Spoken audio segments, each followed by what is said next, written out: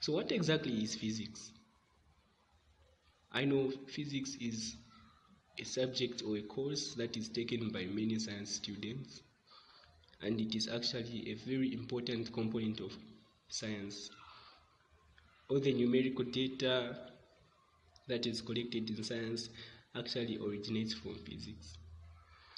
As a matter of fact, chemistry was developed by early physicists like not Isaac Newton, but Albert Einstein, Max Planck.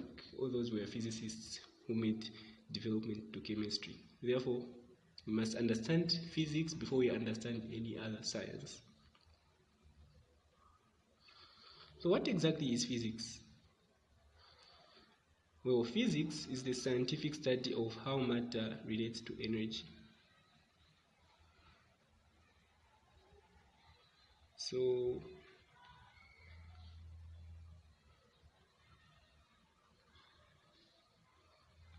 what exactly is physics?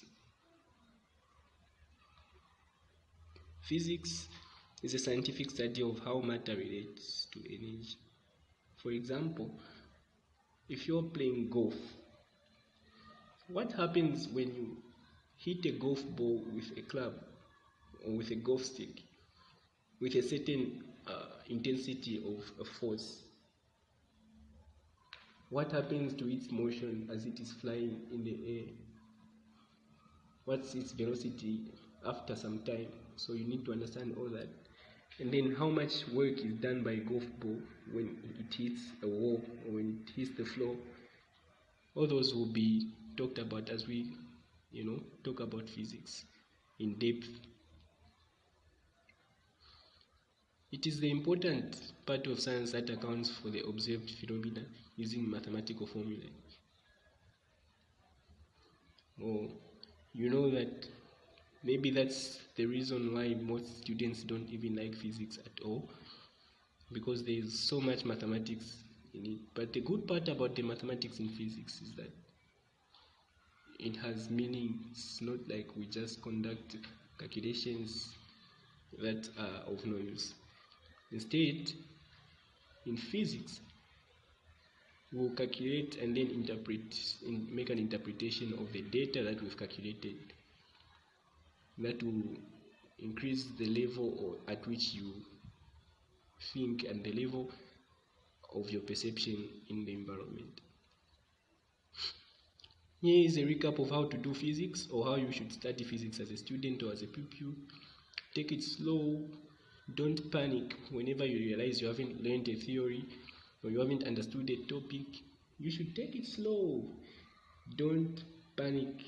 That's one of the worst things you could ever do, because learning is a slow process, especially when it comes to physics and understanding such concepts as the dynamics of forces, projectile motion. Those things you won't learn in one day, or not even 3 days or a week. So you have to take it slow, but be consistent in your studies. That's very important. And practice physics problems a whole lot. That will help you to improve as a physics student. Now let's begin with units and measurement. A unit is a way in which a physical quantity is represented. Units are also called bases. So for example, you've probably heard of kilograms used to denote mass, and feet for length, and a whole lot of units. You may be familiar with the furlong, the fathom. Or a physical quantity is the property of matter to be quantified, or the measurability of matter. Say weight and mass and length, you are able to measure those things, those properties of matter. Therefore, those are called physical quantities. Whatever you can measure is a physical quantity. Matter is anything that can occupy space and that possesses mass. This is probably one of the earliest definitions you might have learned in primary school, but I'm sure you have come across this definition of matter: anything that can occupy space and possesses mass.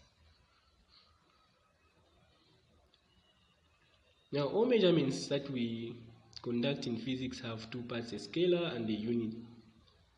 Take, for example, you're going to the market to get some meat.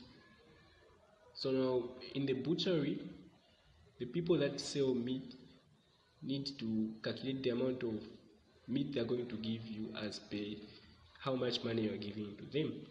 So they're calculating the mass of the meat in a certain unit. Say, for example, 5 kilograms, 10 kilograms. All measurements we do, even as we measure the length of a book, or we approximate the distance of a certain route, we need to have a number and a unit. Such an example could be 450 kilometers is the distance between Kitwe and Lusaka, which are 2 towns here in Zambia. For example, 5 tons has the number 5 and the unit tons.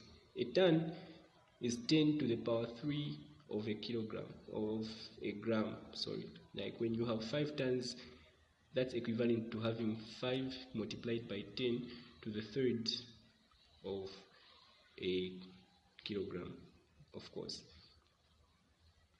Now 16 miles also has the number 16 and the unit miles. A unit is very important, as we have talked about in all measurements, because it tells the associated physical quantity. Say, for example, when I talk of miles, you're probably already familiar with what I'm talking about as being distance. And when I talk about tons, you're probably familiar with the mass of an object.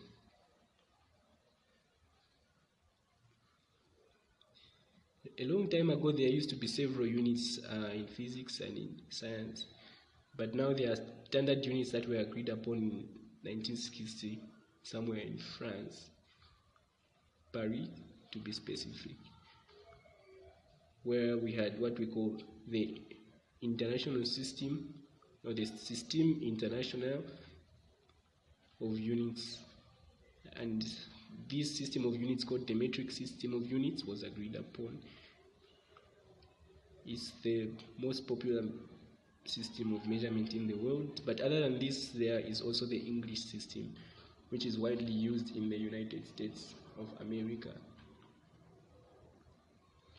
It would be difficult to live in a world where every country uses different units, for each physical quantity. Say, if for mass,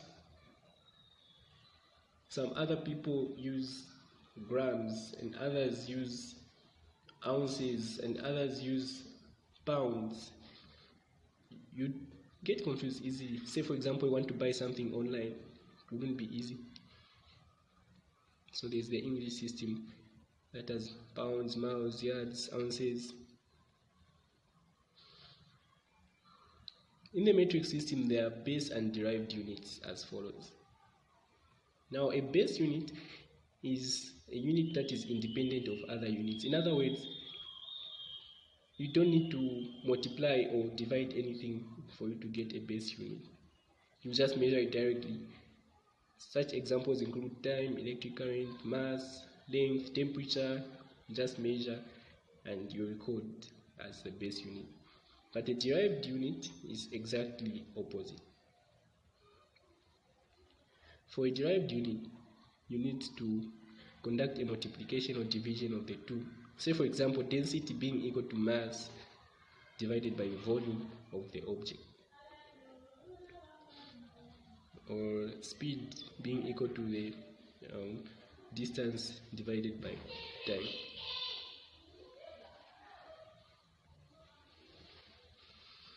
Here is a table I put out so that it could simplify your ability to understand this topic. So for the physical quantity of mass, the symbol of mass is uppercase M, and the SI unit is the kilogram, which is written as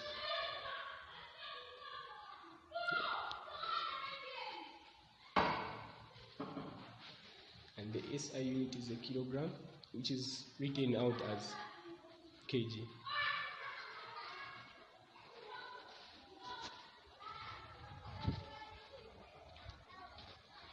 For length, it's L, and it's measured using the meter as the agreed upon unit worldwide.